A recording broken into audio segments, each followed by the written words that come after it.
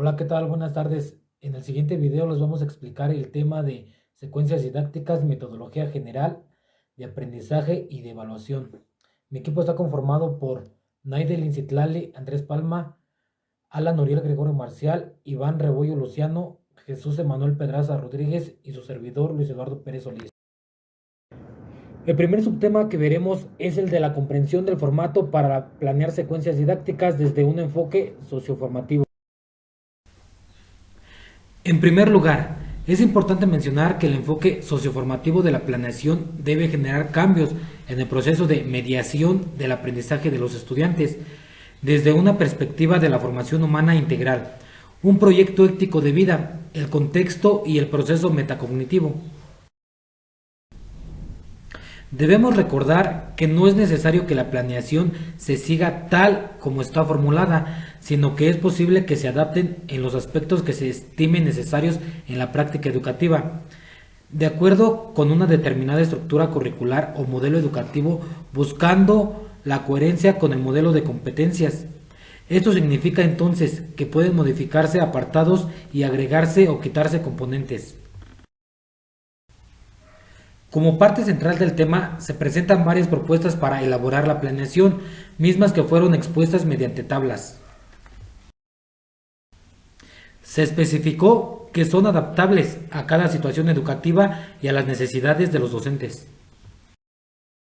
El siguiente subtema que analizaremos es el de identificación de la secuencia didáctica. En cuanto a la identificación de la secuencia didáctica, son los aspectos formales que permiten comprender la ubicación de la secuencia didáctica.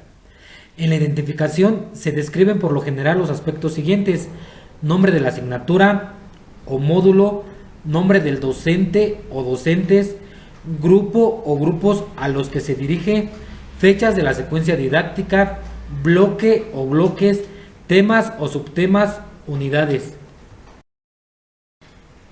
Ahora bien, en el enfoque socioformativo, los bloques o temas se convierten en ejes procesuales. Con ello pasan de ser contenidos a procesos dinámicos de la formación, con el fin de crear competencias y no de buscar el aprendizaje de contenidos aislados. Para continuar, veremos el tema de problema significativo del contexto. Considerar un problema significativo y pertinente del contexto para orientar el proceso de mediación docente es un aspecto fundamental en las secuencias didácticas destinadas a formar y evaluar competencias desde la perspectiva socioformativa.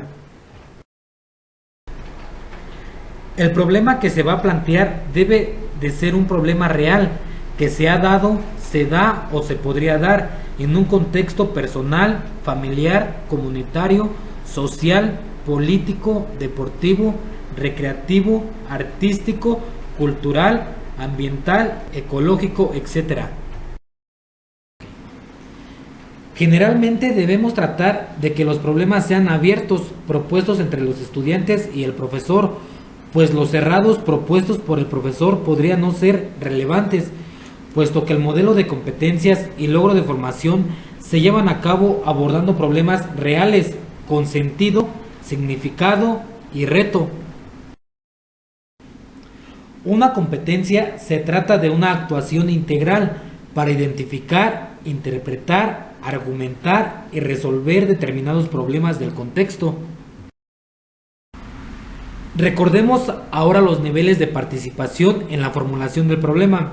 Nivel inicial receptivo. El docente formula el problema en la secuencia didáctica y así se aborda con los estudiantes. Lo que hacen estos es comprender el problema. Nivel básico.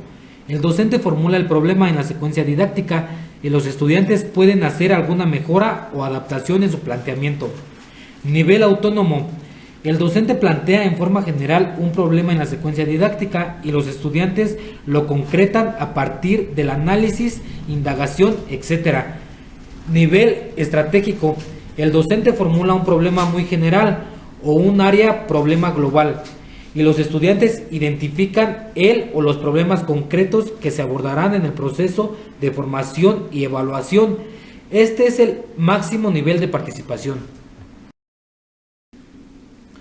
No hay un grado de participación mejor que otro, sino que dependen del tipo de asignatura, el nivel educativo, las metas de la secuencia didáctica y las competencias de los mismos estudiantes. Es necesario que el problema que se establezca debe contribuir a una formación integral, articulando el saber ser con el saber hacer y el saber conocer, así como la teoría con la práctica. Hola, yo soy Naidelin Citlali y hoy les voy a explicar el apartado 3.4, competencias a formar, y 3.9, normas de trabajo. 3.4, competencias a formar. En esta sección se describe la competencia o competencias que se formarán en la secuencia didáctica. Antes de elaborar la secuencia didáctica, debemos de asegurarnos como docentes que lo que vamos a plantear como competencia efectivamente lo sea. Una vez que tenga claridad acerca de la competencia, es posible que nos enfrentemos a dos casos. Número 1. La secuencia didáctica contribuye a formar una o varias competencias completas en un nivel de dominio determinado. Esto sucede cuando dicha secuencia se hace para toda una asignatura o un módulo. Número 2. La secuencia didáctica contribuye a formar uno o varios aspectos de una o varias competencias. Esto se da cuando dicha secuencia se plantea para una parte concreta de la asignatura o módulo. Finalmente tenemos que en una secuencia didáctica debemos de considerar la competencia o competencias específicas que se van a elaborar, así como la competencia o competencias genéricas que se apoyaron en la forma transversal.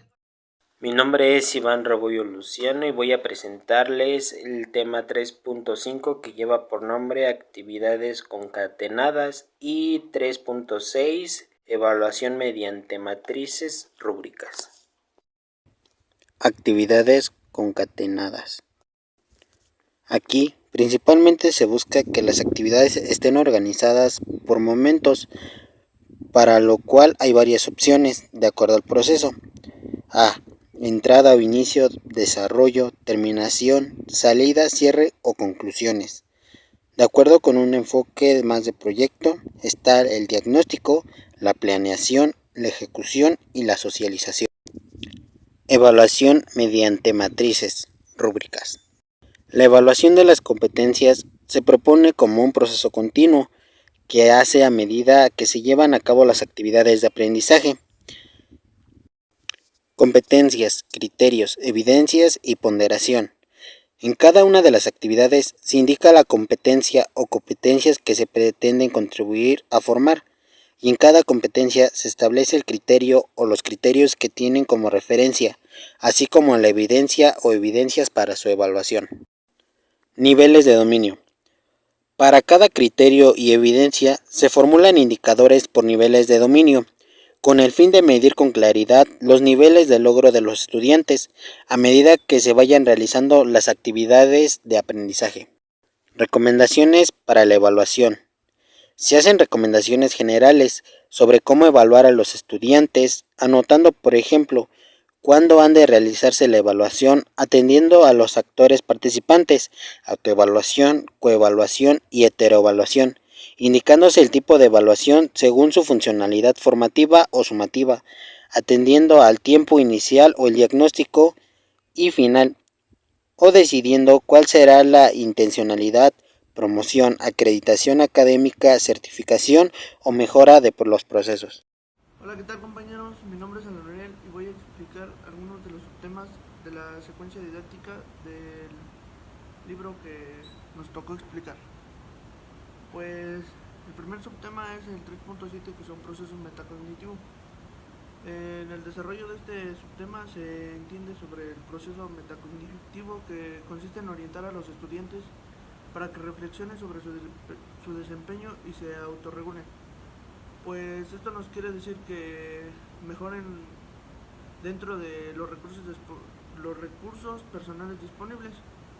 En este proceso se realizan algunas actividades con el fin de comprender lo que se tiene que hacer y tomar conciencia de cómo actuar de la mejor manera. Y también me tocó un subtema que se llama los recursos. que es una sección donde se establecen los recursos necesarios para ejecutar las actividades de aprendizaje y evaluación planteadas. Esto es con el fin de identificar qué hay en la institución y hace para gestionar toda la información. También pueden ser los libros, los materiales de análisis, los utensilios, las maquetas, los mapas, los videos, la música, etcétera. Estos son los recursos para ejecutar las actividades de aprendizaje. 3.9 Normas de trabajo. Las normas de trabajo son las principales pautas que se acuerdan con los estudiantes con el fin de tener un alto nivel de desempeño en la secuencia respectiva. Es necesario que unas normas las lleve el docente y otras las propongan los mismos estudiantes para así generar un escenario más democrático. Sin olvidar que establecer acuerdos conjuntos acerca de las actuaciones y las consecuencias correspondientes contribuye a crear un ambiente con disciplina, con respeto a la dignidad. ¿Qué tal? Mi nombre es Emanuel y yo les voy a explicar el tema 3.10, aplicación en el contexto educativo, y el 3.11, que es ejemplo de una secuencia didáctica. Bueno, espero que les guste el video. Bueno, en el subtema aplicación en el contexto educativo se refiere a una secuencia didáctica que debe de aplicarse con base en el análisis de saberes previos, y con estos saberes se deben establecer adaptaciones en la misma secuencia en caso de que se consideren necesarias. Durante este proceso es posible realizar unos ajustes, lo cual se deben de ser acorde a las metas formuladas. Bueno, en un ejemplo para una secuencia didáctica será para el taller de lectura y redacción 1 en la educación media superior en México. Como primer aspecto es la identificación de la secuencia didáctica, el nivel de estudio, la asignación, el semestre, el tiempo asignado al bloque, el número de sesiones para esta situación didáctica. También es necesario ubicar el problema significativo en el contexto, el bloque en el que se trabajará, el título de la secuencia didáctica, las competencias, la unidad de competencias disciplinar, los atributos o criterios de las competencias genéricas, y aquí en esta tabla es saber conocer, saber hacer y saber ser.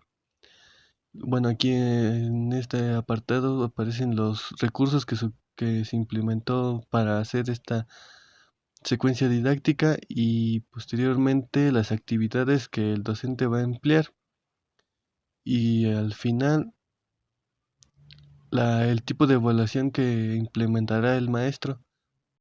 Bueno, esto sería todo del video. Espero que les haya servido y les llene de información. Gracias.